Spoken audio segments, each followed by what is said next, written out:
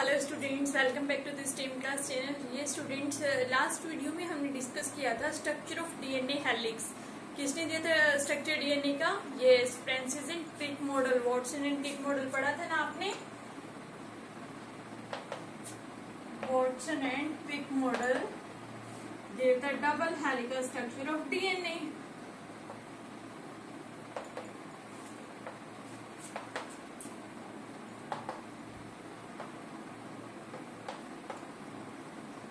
Clear?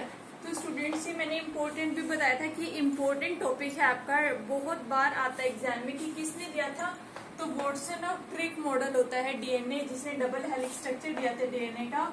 और इन्होंने क्या भी दिया था? Central dogma. क्या भी दिया था student? Central dogma. How DNA make DNA, DNA से डीएनए बनता है, जिसको क्या बोलते हैं? रेप्लिकेशन। क्लियर? डीएनए से आरएनए ट्रांसक्रिप्शन, आरएनए से protein translation, all these are comes under central dogma. Clear? और ये सेंट्रल डोगमा में किसने दिया था स्टूडेंट्स? वॉटसन एंड क्रिक ने। फिर आपने पढ़ा था डीएनए में क्या होते हैं? बेस पेयर्स प्रेजेंट होते हैं। दो टाइप के बेस पेयर होते हैं, एक आते हैं प्यूरिन्स, एक आते हैं पायरिमिडिन्स। प्यूरिन्स जो होते हैं स्टूडेंट्स डबल रिंग स्ट्रक्चर होते हैं, ये इनमें इस तरीके से डबल रिंग बनी होती है स्टूडेंट्स। क्लियर? और ये जो होते हैं सिंगल रिंग स्ट्रक्चर होते हैं। जो पायरिमिडिन्स है ये सिंगल रिंग स्ट्रक्चर होते हैं। प्यूरिन्स में आते हैं स्टूडेंट्स एडेनिन और ग्वानिन, ये पढ़ चुके हैं हम। पायरिमिडिन्स में आते हैं स्टूडेंट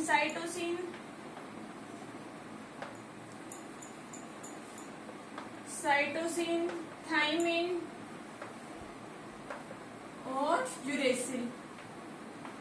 अब एक डिफरेंस आपको याद होगा कि डीएनए में क्या होता है? थाइमिन होता है, और आरएनए के केस में स्टूडेंट्स क्या आता है? यूरेसिल। आरएनए के केस में क्या आता है स्टूडेंट्स?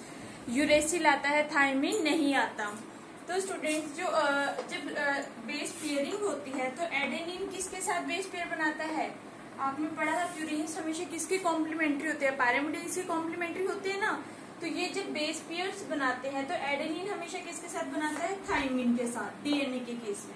क्लियर? और इनके बीच में दो हाइड्रोजन बॉन्ड होती है। क्या होती है? दो हाइड्रोजन बॉन्ड प्रेजेंट होती है, जिस वजह से डीएनए स्टेबल रहता है। थाइमिन जो ग्वानिन है स्टूडेंट्स, वो साइटोसिन के साथ अटैच रहता है, 3 हाइड्रोजन बॉन्ड के साथ। किसके साथ? 3 हाइड्रोजन बॉन्ड के साथ ग्वानिन साइटोसिन के साथ रहता है। क्लियर? ये तो हम बात कर रहे थे डीएनए की स्टूडेंट्स। आरएनए के केस में क्या होगा? एडेनिन के साथ क्या होता है? यूरेसिल। क्या होता है? Uracil. Instead of thymine which is present in DNA, in case of RNA uracil is present. Clear? कौन सा कोई बार क्वेश्चन भी आता है कि which nitrogenous base pair is differ in RNA, तो कौन सा होता है स्टूडेंट्स? वो uracil, which is comes under in pyrimidines. Clear? तो एडेनिन जो होता है थाइमिन के साथ तो डीएनए में बॉन्ड बनाता है, और यूरेसिल के साथ बॉन्ड बनाता है आरएनए में। क्लियर? अब स्टूडेंट्स बताया था मैंने, दो डबल बॉन्ड हाइड्रोजन बॉन्ड होती है, और ग्वानिन और साइटोसिन के बीच में होती है 3 हाइड्रोजन बॉन्ड, जिस वजह से जो डीएनए वो स्टेबल रहता है। अब स्टूडेंट्स हम डिस्कस करेंगे, तो स्टूडेंट्स जो आज का हमारा टॉपिक है that is packaging of DNA helix. How to pack the DNA. It's long, इतना ज्यादा लेंथ है डीएनए की, तो ये इतने छोटे से न्यूक्लियस में कैसे पैक रहता है? क्लियर? क्या पढ़ा आपने? DNA is a double helical structure. ऐसे हेलिक्स बना होता है, कॉइलिंग हो रही होती है डीएनए की। क्लियर? और डीएनए की लेंथ की अगर जो हम बात करें कितनी होती है स्टूडेंट्स? That is 2.2 metre. कितनी होती है डीएनए की लेंथ? 2.2 मीटर। और अगर जो न्यूक्लियस है वो कितना होता है? 10⁻⁻6 मीटर। क्लियर? तो इतने छोटे से न्यूक्लियस के अंदर इतना जो बड़ा डीएनए, न्यूक्लियस इतना छोटा है और इतना बड़ा डीएनए ये कैसे अरेंज रहता है? How to pack the DNA in the nucleus. तो स्टूडेंट्स ये हम दोनों के केस में पढ़ेंगे कि प्रोकैरियोट्स में कैसे पैक रहता है और यूकैरियोट्स में कैसे पैक रहता है। अब स्टूडेंट्स हम देखते हैं कि कैसी आती है डीएनए की लेंथ। अब आपको बताया था मैंने, सपोज ये ए, टी, जी, सी, दो बेस पेयर्स के बीच में जो डिफरेंस होता है वो कितना होता है? 0.34 nanometre. 0.34 nanometer. It is the distance between two base pairs which is present in DNA. Clear? अब इस बेस पेयर के डिफरेंस को किसके साथ मल्टीप्लाई कर दो? टोटल बेस पेयर जो प्रेजेंट होते हैं डीएनए में 6.6 इंटू 10⁶. इसके साथ अगर जो हम मल्टीप्लाई कर देंगे तो स्टूडेंट्स क्या आ जाता है 2.2 मीटर. तो ये बता देता है कंप्लीट लेंथ ऑफ डीएनए. क्या होता है students? Complete length of DNA. तो नॉर्मली आपसे 1 मार्क्स में क्वेश्चन आ जाता है तो कंप्लीट लेंथ कितनी होती है डीएनए की स्टूडेंट्स? That is 2.2 metre. कितनी होती है? 2.2 मीटर. अब हम बात करेंगे कि कैसे ये इतना जो लेंथी डीएनए है वो शॉर्ट न्यूक्लियस के अंदर कैसे पैक रहता है. अब स्टूडेंट्स अगर जो हम बात करें सबसे पहले प्रोकैरियोट्स की, क्या होते हैं prokaryotes? Unicellular organism, single cell present होती है, बैक्टीरिया आते हैं इसमें. और स्टूडेंट्स क्या आता है हमारा, ये जो सेल होती है उसमें न्यूक्लियस तो प्रेजेंट होता है लेकिन वेल डेवलप्ड न्यूक्लियस प्रेजेंट नहीं होता. वेल डेवलप का मतलब जो न्यूक्लियर मेम्ब्रेन है स्टूडेंट्स उसमें एब्सेंट होती है. जो न्यूक्लियर मेम्ब्रेन है वो अनडिफाइंड मतलब अच्छे से डेवलप नहीं होती. अनडिफाइंड न्यूक्लियर मेम्ब्रेन जिसको बोलते हैं अनडेवलप्ड न्यूक्लियस, मतलब जो न्यूक्लियस है वो प्रॉपरली डेवलप्ड नहीं है. तो प्रोकैरियोट्स में स्टूडेंट्स अब देखो ये तो क्या थी? सेल है. अब सेल के सेंटर में क्या होता है? न्यूक्लियस है. अब न्यूक्लियस को अलग से दिखाने के लिए भी तो बाहर एक न्यूक्लियर मेम्ब्रेन चाहिए. अब हमें कैसे पता होगा कि यहाँ जो पार्ट है वो न्यूक्लियस है? कैसे पता होगा? Clear students? और न्यूक्लियस के अंदर है क्या? क्रोमोसोम्स है, डीएनए है वो. अदरवाइज अगर जो प्रोकैरियोट्स में न्यूक्लियर मेम्ब्रेन नहीं है, क्लियर, अगर जो इन case of prokaryotes nuclear membrane is absent तो क्या होगा? जो डीएनए वो ऐसे स्कैटर मिलना चाहिए हमें, ऐसे ही पड़ा रहना चाहिए डीएनए. साइटोप्लाज्म में यहाँ भी हो सकता है, यहाँ भी हो सकता है, यहाँ भी हो सकता है. लेकिन स्टूडेंट्स ऐसा नहीं है. जो डीएनए होता है प्रोकैरियोट्स में वो यहीं पे सेंटर में ही ऐसे रैप्ड रहता है. तो क्या वजह है जैसे वो रैप्ड रहता है? तो स्टूडेंट्स मैंने आपको लास्ट लेक्चर में भी बताया था कि जो डीएनए है उसके ऊपर कौन सा चार्ज होता है? DNA is negative charge molecule. क्या होता है DNA? Negative charge molecule due to presence of phosphate group. Due to presence of phosphate group. ये स्टूडेंट्स मैंने आपको बताया था. और इसी वजह से स्टूडेंट्स जो नेचर होता है इसका वो कैसा होता है? एसिडिक. कैसा नेचर होता है? एसिडिक. जो फॉस्फेट ग्रुप है और मैंने इस पे बताया था ऐसे नेगेटिव चार्ज प्रेजेंट होता है इनमें. क्लियर? तो स्टूडेंट्स जो डीएनए बना किसका होता है आपको पता है? किसका बना होता है डीएनए? बेस पेयर्स का बना होता है, न्यूक्लियोटाइड शुगर का बना होता है, पेंटोज शुगर, डीऑक्सीराइबो शुगर का बना होता है, बेस पेयर्स का और फॉस्फेट ग्रुप का. ये सभी क्या थे? न्यूक्लियोटाइड्स के अंदर आते हैं ना, जो क्या बनाते हैं? डीएनए के स्ट्रक्चर को बनाते हैं. तो स्टूडेंट्स जो डीएनए में फॉस्फेट ग्रुप था, जो न्यूक्लियोटाइड्स में फॉस्फेट ग्रुप था, उसके ऊपर क्या प्रेजेंट होता है? Negative charge. क्या प्रेजेंट होता है? Negative charge. That's why DNA is called negative charge molecule. जिस वजह से डीएनए को क्या बोला जाता है? Negative charge molecule. Secondly students ये क्या करता है? H पॉजिटिव आयंस देता है. फॉस्फेट ग्रुप्स क्या देता है? H पॉजिटिव आयंस रिलीज करता है. और वो मॉलिक्यूल जो H पॉजिटिव आयंस देते हैं उनको क्या बोलते हैं स्टूडेंट्स? एसिडिक. क्या बोलते हैं? Acidic. So on the basis of these characteristics, DNA is also called as acidic molecule. क्या भी बोला जाता है डीएनए को? एसिडिक मॉलिक्यूल भी बोलते हैं. तो स्टूडेंट्स डीएनए क्या होता है? एक नेगेटिव चार्ज मॉलिक्यूल है क्योंकि इस पे क्या प्रेजेंट होते हैं? Phosphate group. अब स्टूडेंट्स हम बात कर रहे थे, यहाँ से मैं रब कर देती हूँ, आपको पता चल गया होगा कि लेंथ कितनी होती है डीएनए की? 2.2 मीटर. तो स्टूडेंट्स ये देखो प्रोकैरियोट्स में क्या है? न्यूक्लियर मेम्ब्रेन एब्सेंट है. तो ये जो न्यूक्लियस होता है ना स्टूडेंट्स, न्यूक्लियर मेम्ब्रेन एब्सेंट होने की वजह से डीएनए स्कैटर नहीं रहता. डीएनए के ऊपर नेगेटिव चार्ज है जिस वजह से उसको कुछ पॉजिटिव प्रोटीन जो होते हैं, वो प्रोटीन जिनके ऊपर पॉजिटिव चार्ज है वो उसको होल्ड कर लेते हैं, पकड़ लेते हैं, जिससे क्या होगा, वो दूर दूर नहीं जाएगा, स्किटरी नहीं होगा, और कहाँ रहेगा, वो सेंटर में ही रहेगा। और स्टूडेंट्स, वो जो प्रोटीन है जो डीएनए को रैप करके रखते हैं, होल्ड करके रखते हैं, in case of prokaryotes those proteins which hold the DNA in the cell. अब वो जो प्रोटीन्स है वो कौन से होते हैं स्टूडेंट्स, HU प्रोटीन्स बोलते हैं उनको। क्या बोलते हैं स्टूडेंट्स, उनको HU प्रोटीन्स बोलते हैं, जो प्रोकैरियोट्स में डीएनए को होल्ड करके रखते हैं। अब क्या होते हैं, और ये जो प्रोटीन्स होते हैं स्टूडेंट्स, ये कैसे होते हैं, positive charge, positively charge. Positive charge होगा तभी क्या होगा, जो नेगेटिव चार्ज है डीएनए का उसको होल्ड करेंगे, क्योंकि अट्रैक्शन होगी, पॉजिटिव नेगेटिव में अट्रैक्शन होगी, अट्रैक्शन से क्या होगा, डीएनए होल्ड रहेगा। क्लियर। और स्टूडेंट साथ में क्या होता है, जब ये डीएनए रैप हो जाता है bye HU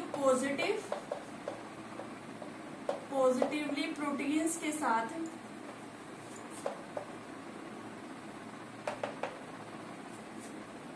this is called as nucleoid. तो स्टूडेंट इस टाइम पे इसको क्या बोलते हैं, कॉल्ड एज न्यूक्लियोइड। न्यूक्लियोइड क्या बोलते हैं स्टूडेंट्स, न्यूक्लियोइड। तो पहले क्या था, डीएनए देखो स्टूडेंट्स, ये प्रोकैरियोट्स में न्यूक्लियर मेम्ब्रेन नहीं है, डीएनए सेंटर में ऐसे ही है, लेकिन इसको होल्ड करने के लिए कुछ प्रोटीन्स होते हैं। डीएनए पे नेगेटिव चार्ज है तो प्रोटीन्स पॉजिटिव चार्ज के होते हैं। उनकी जो साइड चेन होती है, जिस चीज के प्रोटीन्स बने होते हैं, किसके बने होते हैं प्रोटीन्स, अमीनो एसिड्स के। किसके बने होते हैं, अमीनो एसिड। जैसे डीएनए को ब्रेक करेंगे क्या मिलेंगे, न्यूक्लियोटाइड्स। वैसे ही अगर जो हम प्रोटीन्स को ब्रेक करें तो वो किसके बने होते हैं, अमीनो एसिड्स के बने होते हैं। तो अमीनो एसिड्स की साइड चेन में पॉजिटिव चार्ज होता है, जिस वजह से डीएनए को वो होल्ड कर लेते हैं। और ये जो डीएनए है वो HU प्रोटीन से होल्ड रहता है। और स्टूडेंट, जब डीएनए HU प्रोटीन के साथ होल्ड हो गया, मतलब अच्छे से रैप हो गए, तो ये जो स्ट्रक्चर होता है सेंटर में, उसको स्टूडेंट्स क्या बोलते हैं, न्यूक्लियोइड। क्या बोलते हैं स्टूडेंट्स, न्यूक्लियोइड। इंपॉर्टेंट है स्टूडेंट्स, ये याद रखना अच्छे से। तो इसको क्या बोलते हैं स्टूडेंट्स, न्यूक्लियोइड। क्लियर। तो प्रोकैरियोट्स में इस टाइप से जो डीएनए है वो अरेंज रहता है with in the nucleus. Clear. अब हम बात करते हैं यूकैरियोट्स में। यूकैरियोट्स में स्टूडेंट, यूकैरियोट्स क्या होते हैं, जिनमें वेल डिफाइंड न्यूक्लियस होगा। वेल डिफाइंड का मतलब क्या है, properly presence of nuclear membrane, मतलब जो न्यूक्लियस है सेंटर में, उसके बाहर क्या होगी स्टूडेंट्स, न्यूक्लियर मेम्ब्रेन होगी।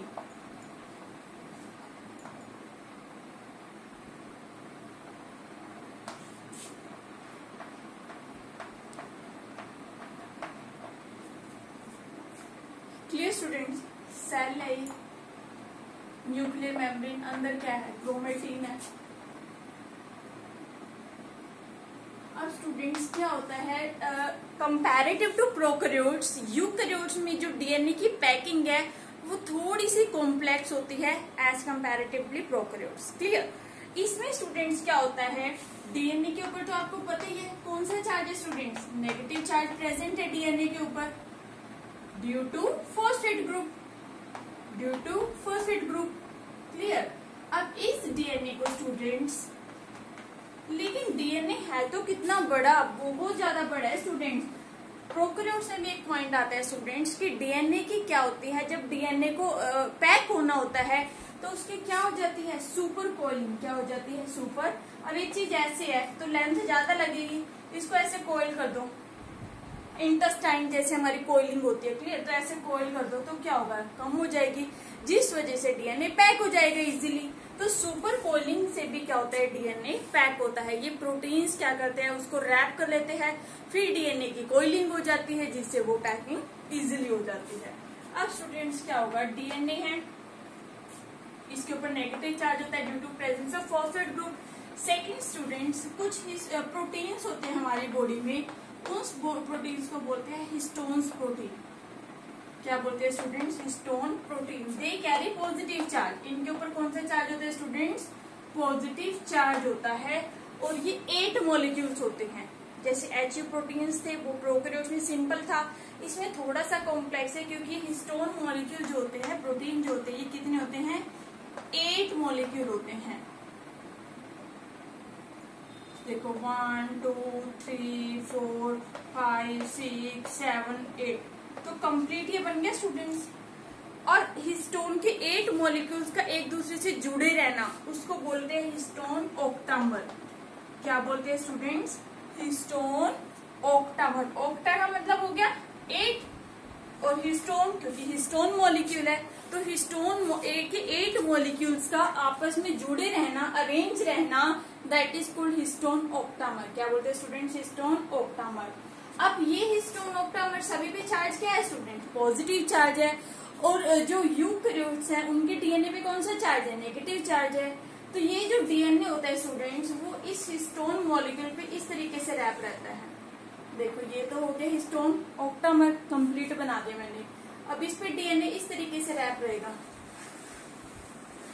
ऐसे कोइलिंग होगी। Clear students? आपकी बुक में भी गिवन है कि कोइलिंग होके ऐसे गैप रहता है।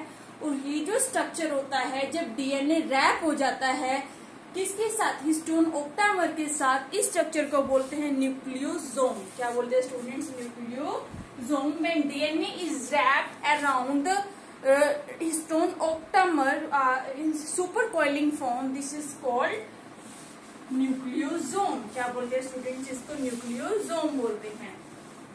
एक चीज और स्टूडेंट्स, अब देखो ये जो हिस्टोन प्रोटीन है 8 मॉलिक्यूल्स है। अब इस पे जो पॉजिटिव चार्ज है ये किस वजह से आता है? अब आपको मैंने पहले ही बताया था प्रोटीन बना किसका है स्टूडेंट्स? अमीनो एसिड्स का। लेकिन ये जो हिस्टोन प्रोटीन होता है ना स्टूडेंट्स, ये कुछ बेसिक अमीनो एसिड्स का बना होता है। किसका बना होता है? कुछ बेसिक अमीनो एसिड्स का बना होता है। और ये जो अमीनो एसिड्स होते हैं कौन कौन से होते हैं? लाइजीन, इंपॉर्टेंट है स्टूडेंट से पूछा जाता है एग्जाम में, लाइजीन और एर्जिनिन। लाइजीन और एर्जिनिन ये अमीनो एसिड्स होते हैं। इनकी जो साइड चेन होती है स्टूडेंट्स उस पर कौन सा चार्ज होता है? Positive charge. कौन सा चार्ज होता है? Positive charge. हर अमीनो एसिड्स क्या बनाते हैं? प्रोटीन बनाते हैं। तो ये जो हिस्टोन प्रोटीन है ये भी किसका बना हुआ? अमीनो एसिड्स का। कुछ होते हैं एसिडिक अमीनो एसिड, कुछ होते हैं बेसिक अमीनो एसिड। तो जो हिस्टोन प्रोटीन है स्टूडेंट्स वो कौन से अमीनो एसिड्स का बना होता है? बेसिक अमीनो एसिड्स का। कौन से अमीनो एसिड्स का? बेसिक अमीनो एसिड्स का। तो बेसिक में कौन कौन से अमीनो एसिड है स्टूडेंट्स? मोस्टली लाइजीन और एर्जिनिन। लाइजीन और एर्जिनिन। अब इनके ऊपर चार्ज कौन सा होता है स्टूडेंट्स? Positive charge. जो इनकी साइड चेन होती है ना इनके स्ट्रक्चर की, उन पर चार्ज होता है पॉजिटिव। जैसे फॉस्फेट पे नेगेटिव था, लेकिन इस पे कौन सा होता है? पॉजिटिव चार्ज होता है। जिस वजह से क्या होता है स्टूडेंट्स, ये जो हिस्टोन ऑक्टामर है सपोज करो, और इस पर डीएनए ऐसे ऐसे रैप हो जाता है। क्लियर? और ये जो स्ट्रक्चर बनता है स्टूडेंट्स इसको बोलते हैं न्यूक्लियोसोम। क्या बोला जाता है स्टूडेंट्स इस स्ट्रक्चर को? Nucleosome. When DNA is wrapped around the histone octamer then they form a structure, this structure is called nucleosome. क्या बोलते हैं स्ट्रक्चर को स्टूडेंट्स? न्यूक्लियोसोम बोला जाता है। अब स्टूडेंट्स हम थोड़ा सा इसको और आगे डिटेल में डिस्कस करें तो ये आपको पता चल गया किसका बना था? लाइजीन और एर्जिनिन का। तो न्यूक्लियोसोम क्या होता है स्टूडेंट्स? अगर जो क्वेश्चन आ जाता है न्यूक्लियोसोम, इंपॉर्टेंट है, आ ही जाता है students. When DNA is wrapped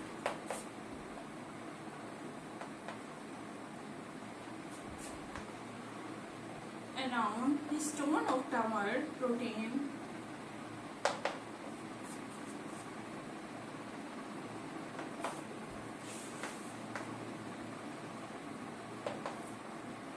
then they form a structure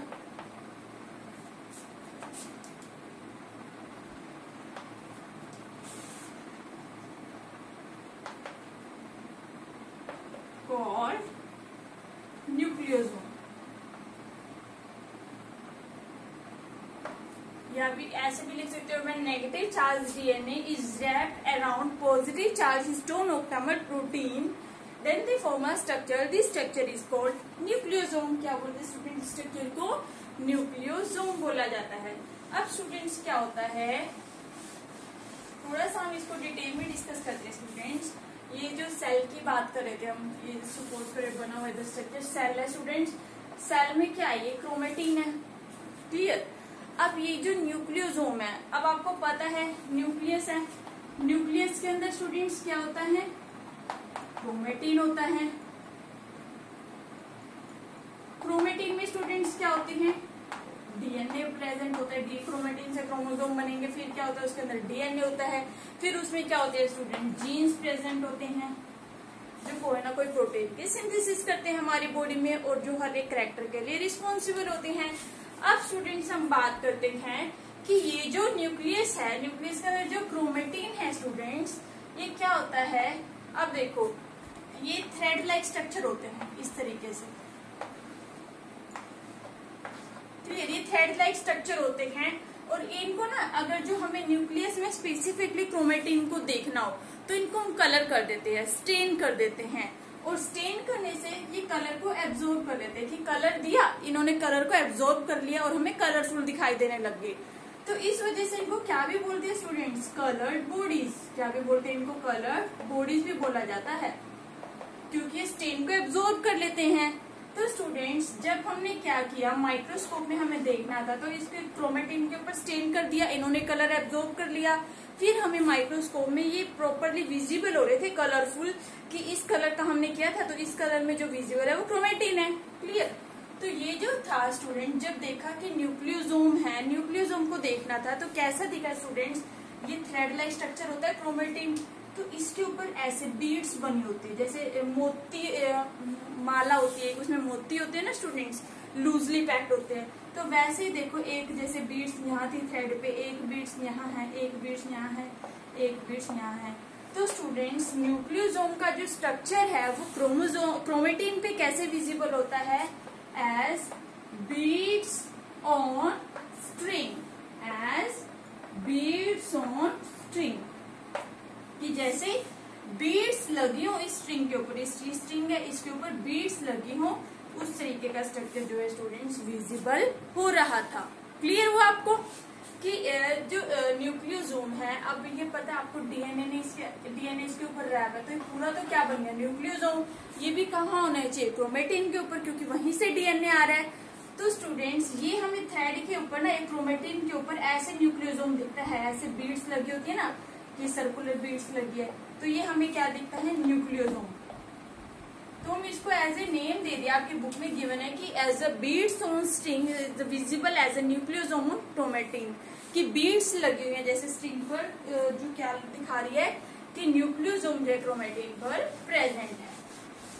clear students, जब स्टूडेंट्स क्या होता है, ये क्रोमेटिन है,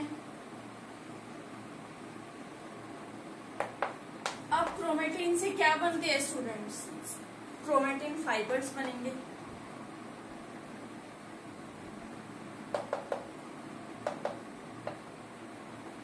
क्रोमेटिन फाइबर्स जो होते हैं स्टूडेंट्स, ये क्या आ जाते हैं, कंडेंस हो जाते हैं, मतलब ये पास पास आ जाते हैं एक दूसरे के, और फिर क्या बनाते हैं, ये जो क्रोमेटिन फाइबर्स है ये कंडेंस हो जाते हैं और डिवाइड करना शुरू कर देते हैं। और इस स्टेज को जब ये डिवाइड करना शुरू कर देते हैं, इस स्टेज को बोलते हैं मेटाफेज। क्या बोलते हैं स्टूडेंट्स, मेटाफेज। और क्या बनाते हैं ये, क्रोमोसोम। क्या बनाते हैं ये, क्रोमोसोम। तो स्टूडेंट्स क्या होता है, ये क्वेश्चन आता है कि कौन सी स्टेज पर क्रोमोसोम्स विजिबल होते हैं, तो वो स्टेज होती है मेटाफेज। कौन सी स्टेज होती है स्टूडेंट्स, मेटाफेज स्टेज पर क्रोमोसोम्स को हम इजिली देख सकते हैं माइक्रोस्कोप से, क्योंकि इस टाइम पे जो क्रोमोसोम्स का नंबर है, क्योंकि क्रोमेटिन्स क्या आ गए, पास पास आ गए, वो डिवाइड करना शुरू करके नई कॉपी बनानी शुरू कर दी उन्होंने, जिस वजह से वो हमें इजी विजिबल हो सकते हैं। क्लियर स्टूडेंट्स, अब क्या होता है कि क्रोमेटिन में ही जब माइक्रोस्कोप में देखा गया कि क्रोमेटिन्स में क्या होता है स्टूडेंट्स, ये जो सेल है, न्यूक्लियस है, थ्रेड लाइक स्ट्रक्चर प्रेजेंट है स्टूडेंट्स, ठीक है। अब देखो कुछ पार्ट तो डार्कली स्टेन्ड है, कुछ पार्ट लाइटली स्टेन्ड है। जब माइक्रोस्कोप में देखा तो देखा कि कुछ ऐसा पार्ट है क्रोमेटिन का जो लूजली एक दूसरे से जुड़ा हुआ है, और साथ ही साथ वो उसको कलर भी उसके ऊपर ज्यादा डार्क नहीं आया हुआ, लाइट कलर आया हुआ है, तो उस पार्ट को बोला यूक्रोमेटिन।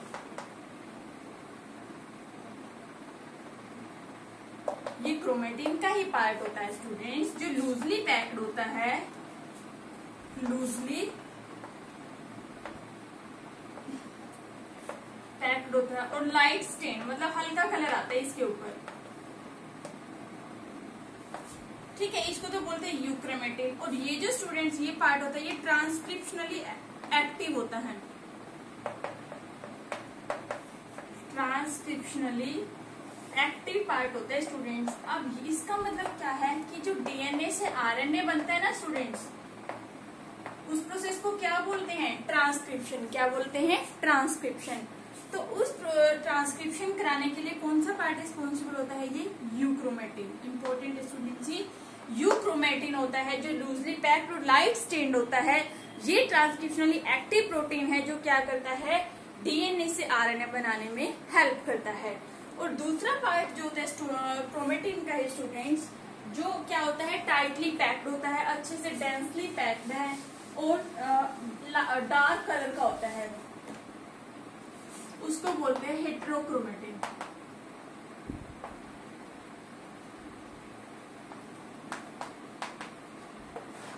क्लियर, कैसा होता है स्टूडेंट्स, ये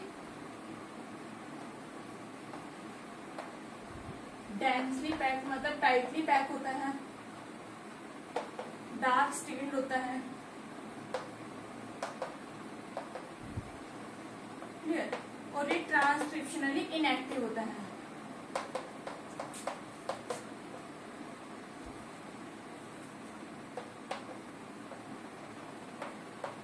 कैसा होता है स्टूडेंट, से ट्रांसक्रिप्शनली इनएक्टिव पार्ट होता है, ये डीएनए से आरएनए बनाने में हेल्प नहीं करता। क्लियर, तो यहाँ तक था स्टूडेंट्स आपका packaging of DNA helix. Last में हमने क्या पढ़ा, क्रोमेटिन्स का ही कुछ पार्ट है। क्रोमेटिन से जो क्रोमोसोम्स बनते हैं वो मेटाफेज स्टेज पर बनने स्टार्ट हो जाते हैं, और उस सेल डिवीजन होने से जस्ट थोड़ी सी देर पहले जब वो रेडी होती है डिवाइड करने के लिए, उस टाइम पे क्रोमोसोम को इजीली विजिबल कर सकते हैं, वो स्टेज होती है मेटाफेज स्टेज। क्लियर, अब हमने डिस्कस किया था क्रोमेटिन्स का कुछ पार्ट जो लाइटली स्टेन्ड होता है, मतलब कलर को ज्यादा एब्जॉर्ब नहीं करता, और वो लूजली पैक्ड भी होता है, उस पार्ट को बोलते हैं यूक्रोमेटिन। क्लियर, और ये ट्रांसक्रिप्शनली एक्टिव होता है जो ट्रांसक्रिप्शन में हेल्प करता है। सेकंड जो पार्ट है, कुछ पार्ट है जो डार्कली स्टेन्ड होता है जिसने ज्यादा कलर को एब्जॉर्ब किया है, और वही पार्ट टाइटली पैक्ड भी है, that part is called heterochromatin. क्या बोल रहे हैं उसको, हेट्रोक्रोमेटिन। और ये पार्ट क्या होता है students, transcriptionally active protein, transcriptionally active होता है, ट्रांसक्रिप्शन में फर्दर हेल्प करेगा। Clear students, okay students, till then keep revising, thank you. Next topic हम नेक्स्ट लेक्चर में डिस्कस करेंगे। ये स्टूडेंट जो पैकेजिंग ऑफ डीएनए हेलिक्स हम पढ़ रहे थे, उसमें एक चीज हो रहा है स्टूडेंट्स कि न्यूक्लियस है सेंटर में, इसमें क्रोमेटिन प्रेजेंट होता है। अब क्रोमेटिन में जो डीएनए वाला पार्ट है उसको तो क्या किया, हिस्टोन जो ऑक्टामर था प्रोटीन, हिस्टोन ऑक्टामर प्रोटीन जो था उसने तो डीएनए को रैप करवा लिया, डीएनए को पैक करा लिया। लेकिन स्टूडेंट्स कुछ क्रोमेटिन जो होते हैं ना, कुछ क्रोमेटिन जो अनरैप है, अनपैक्ड है, हायर लेवल पर स्टूडेंट जब सेल डिवीजन हो रही होती है, तो जो अनपैक्ड क्रोमेटिन होते हैं ना स्टूडेंट्स, उनको कौन हेल्प करते हैं पैक करने के लिए, उनकी पैकिंग कौन करते हैं, नॉन हिस्टोन प्रोटीन्स। कौन करते हैं students, non histone protein. Histone तो क्या करते हैं, डीएनए की पैकिंग करते हैं, और कुछ क्रोमेटिन जो अनपैक्ड रहता है उसको हायर लेवल पर कौन पैक करते हैं स्टूडेंट्स, नॉन हिस्टोन प्रोटीन। तो ये क्वेश्चन आ जाता है, what is the function of non histone protein, as you know that it has to packaging the chromatins extra chromatin material which is present in the nucleus. जो extra chromatin है उसको higher level पर ये pack करते हैं। Clear, so if you know that then you get the idea of the answer, what is the function of non-histone protein. Clear students, okay students, till then keep revising, thank you। अच्छे से chapter को clearly study करो, book से भी साथ साथ करो students, अच्छे से आपको क्लियर होगा। Okay students, till then keep revising.